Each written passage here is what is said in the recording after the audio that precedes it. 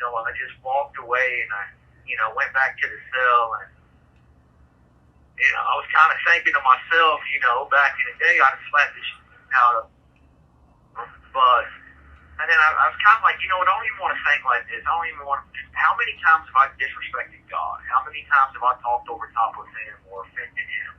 And kind of, so like, okay, it put it in perspective for me. Yeah, that is cool. I think you did the right thing there for sure. Because it's like, Yeah, without question. But that's the one thing I've realized in the last week is that I have to stop living by prison rules. Because if I don't, I'm not going to make it. Even if I do give this time back and I go home, if I go home on the streets and I'm living by prison rules, I'm coming right back in prison. I'm coming right back. Well, actually, I'll get killed because I'll never come back. I'll make the cops kill me. But, so yeah, just another one of them little wake-up calls, and no matter how many times they happen, they never really get any easier to deal with. Because you realize, like, you know what, man, I was being an ass. Strange subject, but you talked about how if you mess with like a corrections officer, it's like the worst crime ever compared to murder. Because I know there's a guy named Dennis who. Do you know if he's at Red Onion still? He's at Wallace Ridge. Oh, okay. And but he was in there for like 17 years for slashing a warden in the face. And did he ever talk to you about that? Like the kind of like why he did that? Yeah, I've known Dennis for years. Hell, I've known Dennis for decades. Um, so it was '96. It was the Christmas of '95. Excuse me. It was the Christmas of '95. Buckingham, and you had the warden was out on the rec yard when guys were going to trial. Excuse me, I misspoke. Not the rec yard, the boulevard. I mean to say. And he just kept like, Merry Christmas, convicts. Like, it's Christmas Day. And he's out there talking to all the inmates because they're locked up on Christmas. They can't be with their families or their children or, they're getting a crap ass meal and he's got to just kind of rub the salt in the wound. And back in the day, Dennis wasn't somebody to play games with. He was a dangerous man at one point in time. He's broken down. But back then, he was a hostile man. He's like 6'4", and he was nothing but muscle. Like at one point in time, he didn't have an ounce of fat on him. He looked like somebody from the WWE. And he could fight. He just walked up, he just sliced him across the face with a razor blade and got to fighting with the other TOs, and it set off a riot. You actually see the bullet marks in the concrete on the boulevard where the two end towers that look down that boulevard was firing live rounds, to protect the TOs and the warden. Dang, I didn't know it started a riot. Wow, that must have been like a pretty big deal then, like back then, for sure, with that. Oh, damn right. Look, guys broke into, because like you got the boulevard. I can't really explain it to you. You might be able to look it up on like Google or something. I don't know. I'm like, look at like an overhead aerial view of it. But you'll see they got a boulevard that goes from one side of the compound all the way down to the other. You got the buildings and you got, a couple of administration buildings and the town hall and all that stuff. So at the back of that, you've got commissary. So when anybody wants to get commissary, they'll grab, their laundry bags or whatever, and they'll walk down there and they'll, give their order and they'll check to see if they got the month before, and then they'll, hand you the stuff that you bought. So guys kicked in the window, and like it was a solid metal window, and they kicked that in. They went in and they literally took everything. As a matter of this was back in the day when stamps used to come on giant rolls. They looked like the old movie reels. And you had one guy walking down the boulevard. He had like 6 of them under his left arm and 6 rolls under his right arm, and they held like 1,000 families. There wasn't a dust bunny left in the commissary room after douches. I mean, they took everything. They set the gym on fire. They held COs hostage. Dudes were getting beat up, like, you know, a lot of people that had, you know, beefs, you know, they didn't like somebody or they just wanted to take advantage. Like, you know, there's a lot of shit that happens in a ride. A quick question. So basically, I mean, sorry to interrupt you, but I mean, I know that people just don't understand how much anger an inmate could have built up, you know, just after years of, you know, basically, you know, being, you know, harassed and stuff. So would you say that, like, it was just basically like it was just kind of like a final straw situation? Well, nah, well, for Dennis, it was a final straw. You know, for Dennis, like, he didn't care.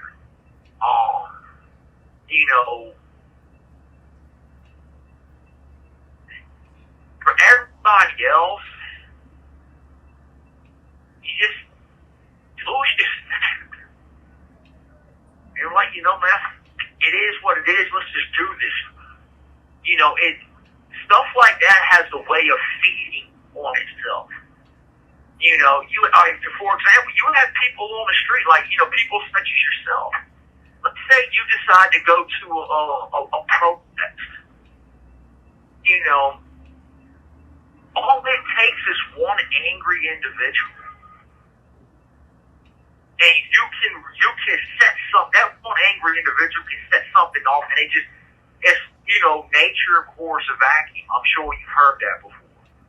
Mm-hmm. And it's easy to get drawn into it, even against, you know, your better judgment or whatever, because a lot of times your emotions kick in, and once they kick in and they start to rule, it is what it is. Yeah, I understand what you mean, and especially today, Randy. Oh my gosh, you said it right there. I mean, it's just like, yeah, I bet you heard, of course, you've heard about the riots of, like, I think it was 2020 or something like that. It's just, I feel like it's worse than ever, you know? And, I mean, I know you haven't been out in a while. You haven't been out since 2000, and just based on what you see on TV and just, you know, seeing, like, the new generation of inmates coming in, like, right now it's Generation Z. Have you seen, like, a difference in just kind of, like, you know, like how, kind of like the mindset of people? Oh, no question. Yeah, I don't understand or comprehend today's generation. You know, and forgive me for saying so, obviously I'm, you know, I'm wise enough to know this is not every single person, but to me it seems like everyone that's like 25 and younger, they just walk through life with their hand held out. You know, they have a gimme mentality. I don't understand. I don't understand people who are not willing to work for theirs. And I know that's rich coming from somebody who's robbed and stole, you know, his whole, you know, juvenile life.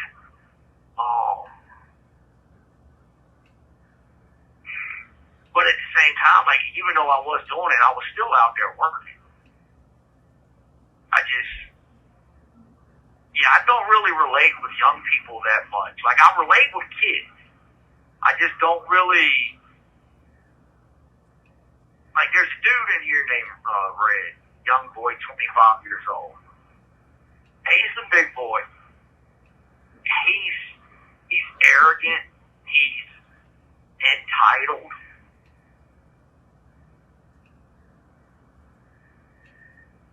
He's rude. He's quite rude. Yeah. I don't understand. I can't comprehend or wrap my mind around, like, bro, you grew up with nothing. You grew up in a trailer without a dad. You grew up, you know, policing and everything just to get fed. Like, how do you have this mentality now? Like, I don't understand that. I don't understand either, man. I mean, I'm 23, and it's just, I mean, today and these days, it's just pretty hard to find sincerity, I feel like, because, I mean, with COVID-19, people thought that was solitary confinement, which is like, wow, they don't know what it actually is, but, I mean, No, they don't. they don't, yeah, and, but it's just everyone just blames it on it, and I just noticed that people kind of blame their troubles on things. And do you think that's appropriate sometimes, or like do you hear like things where people who are in your pod or something, do you hear people like talking and you're like thinking, wow, they're just not admitting to their faults, just not admitting? Oh, without the overwhelming majority of the guys in here, I would probably say about 95% of all prisoners do not accept responsibility for themselves. Like, God could literally show them, and they still would blame somebody else other than themselves. Mm. And yeah. I mean, it's obviously, there's a lot of racism and hatred in prison. You're never going to get away from that. In Virginia, it's not as bad as it is on the West Coast and whatnot. But we still have more than our fair share of. And you have guys in here, and the thing is, like, I was raised by black guys in the prison system. Most of what I know and was taught, and how to act and to be, as a convict, came from black guys. But yet you have a lot, especially with the younger, newer generations, they want me as a white man to bow to them, or, to be upset because of slavery. Slavery sucks, bro, but I'm not going to bow at your feet. I'm not ashamed to be white. And if you ever think I'm going to be, you really got the wrong person. I don't believe in hatred. To me, to hate somebody based on what they look like is juvenile. It's stupid and it's pathetic. And it shows how weak of mind you really had to hate somebody based on what they look like. I agree. But at the same time, bro, I wasn't there. I had nothing to do with it. And if you actually study my family history, you'll see that back in the day, my family was fighting against slavery. So don't bring that to my door. I know my history. I know where I come from. I know who I am. And I know where I'm going. So you have a lot of stuff like that. That's why, like, I just went and I bought some music this week, which I normally don't do, but I don't know if you know who he is or whatever, but his name is Tom McDonald. Oh, I haven't. I would check him out though. Yeah, he's like he speaks my truth. Like, he genuinely does. He's a rapper, a white rapper.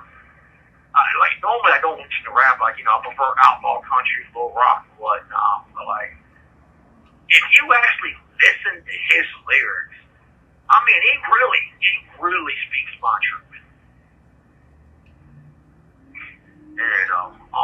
Because, I mean, that's what it, like, listen to his song, Race War. And from everything I've seen and read, that's what it seems like, the government wants. That's what, and I'm not, you growing up in Hollywood, I'm probably pretty sure you're more Democratic than, leaning than anything else. Mm-hmm. But to me, it seems like that's what the Democratic Party is actually pushing for. And I don't understand what's going on anymore. Like, people have lost their minds. Like, why do we all, what do people on the street have to be angry and upset about? Okay, yeah, you're not a multi-billionaire, you're not well hung, and you ain't been a supermodel. You ain't in prison. You have your freedom. You can eat what you want. You can watch what you want. You can kind of go where you want within reason. You have 1 minute remaining. Like, what is there to really be upset about and cry about? No, I completely agree. And I mean, every time I have something bad happen to me, I always try to think, oh, it could always be worse. It could always be worse. And Oh, without question, it always can. But that's the problem. Schools teach you how to remember and memorize and regurgitate, but they don't teach you how to actually think. And that's where people go wrong. They don't know how to think for themselves. You know, life isn't that bad. Treat one another with respect, do the best you can, and it's going to work itself out, man.